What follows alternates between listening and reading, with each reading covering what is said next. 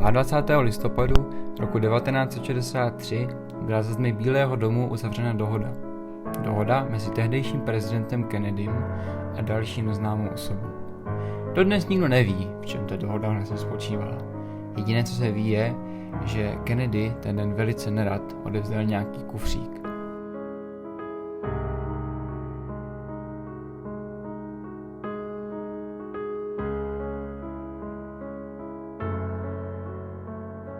Taky se ví, že ho to později ten den stálo život.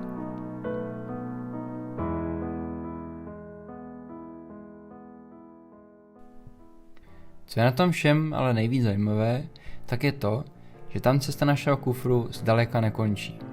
V průběhu let byl totiž postřehnut v mnoho lokacích, častokrát změnil barvu nebo tvar, ale pořád to byl on. Až se dostal sem.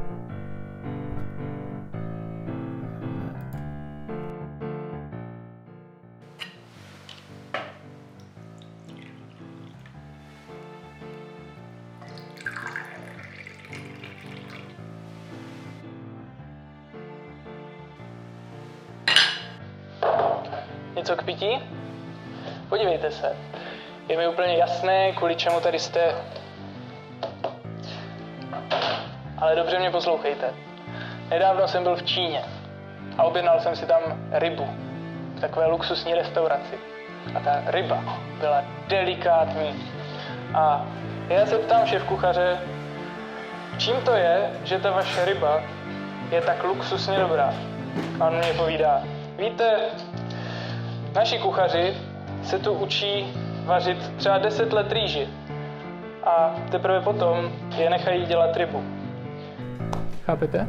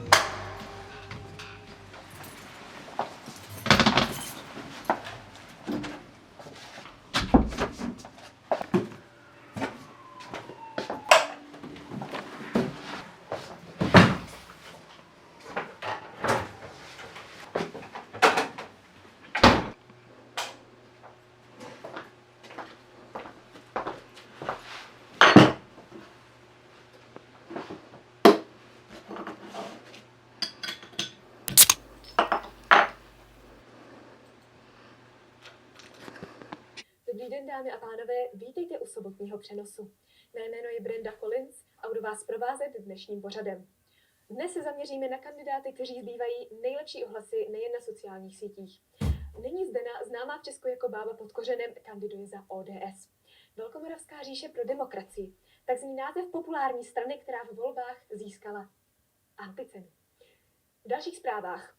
Zítra bude před svým domem nalezen muž, který údajně odnesl kufřík ze své práce. Byl střelen do hlavy neznámým útočníkem. Policie stále pátrá po vrahovi.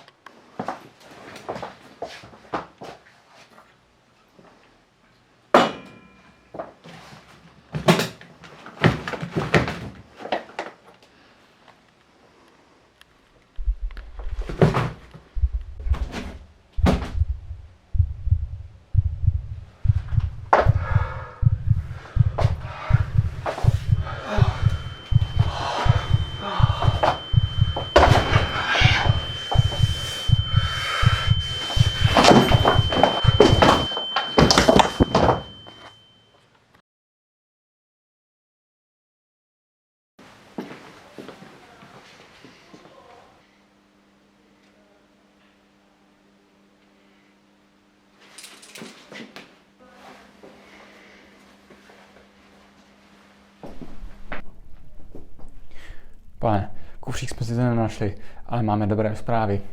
Tohle jsme vytáhli z bezpečnostních kamer tady v oblasti. Víme, kdo to je, jak se jmenuje i kde bydlí. Máme zaútočit?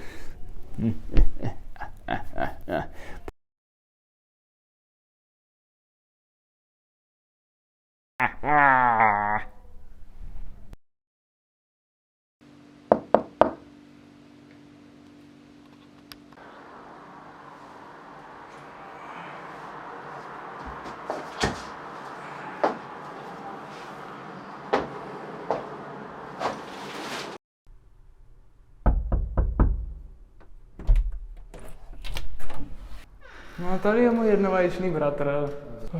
Co jsi ty? Pojď dál.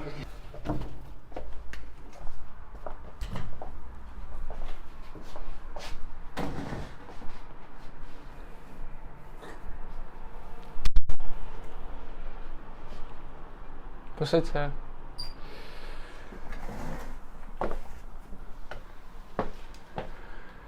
Tak, co potřebuješ?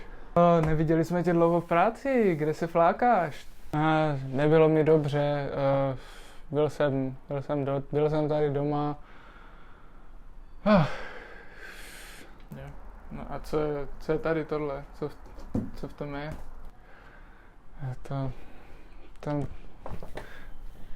To nesmí nikdo vědět.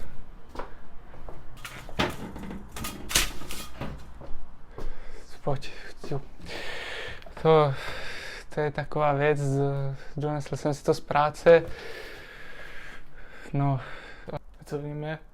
To ti právě nemůžu říct. Ne, je to trošku důvod, proč mě, nech to, je to trošku důvod, proč mě nebylo dobře. Nechci tě vystavovat stejnému nebezpečí, prostě nezahrávej si, to prostě neřeš. No to je teda nějaký divný. Hele, jestli se ti dějou divný věci, tak uděláš nejlíp, když se mnou teďka budeš ven.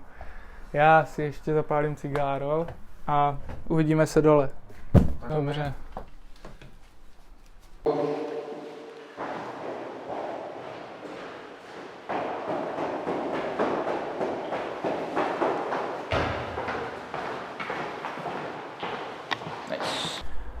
A jsi si naprosto jistý, že to je ten, koho máme zabít?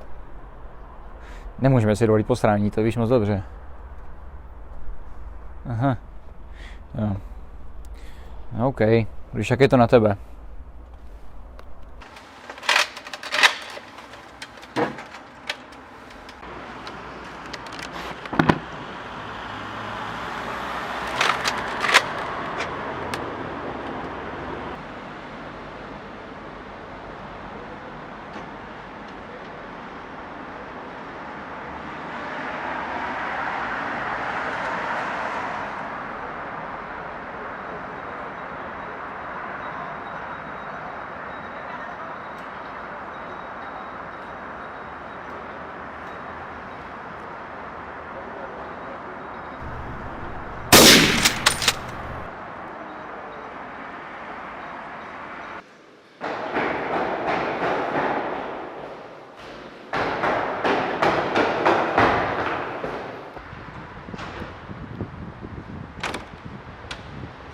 tráfil, jsem ready.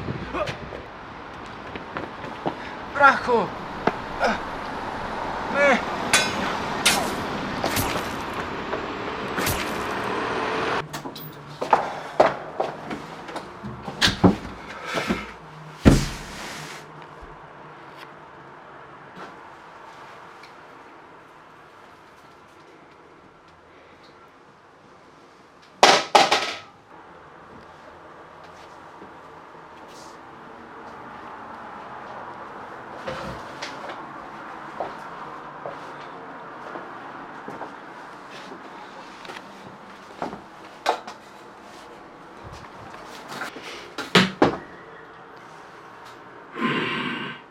Děkuju.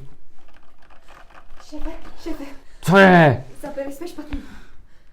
Špatnýho? Co ti myslíte? Jakože schytal toho jeho bratra. Bratr?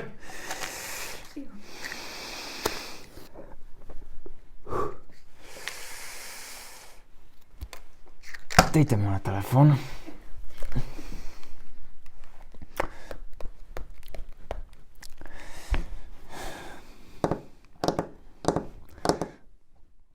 Hlasová schránka? Mě nebudeš posílat do hlasové schránky, rozumíš? Tak, podívej se, frajere. Víme, kde bydlíš a víme, kde bydlí tvoje rodina. Koukej, přijď na Květálkovu 5 zítra touhle dobou. Jestli tam nebudeš, tak se nikdo ani nedozví, že jsi kdysi byl. Běžte mi z očí.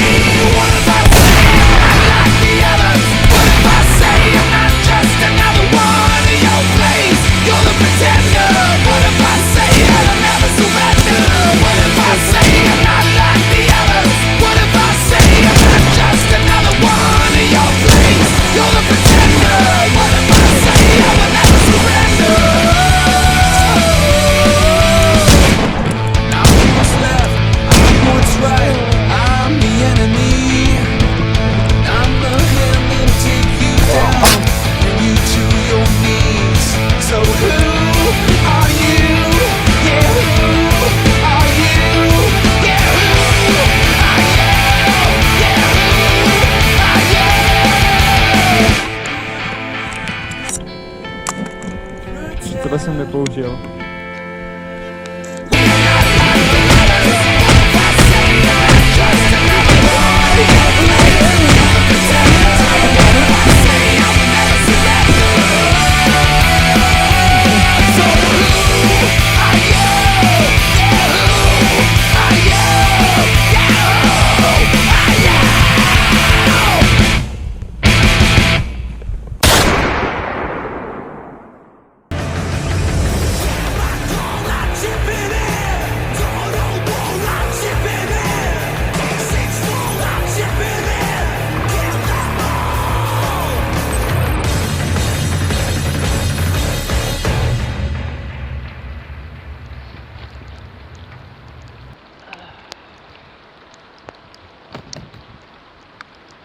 Proč jsi za tou vrcholou nemocnou?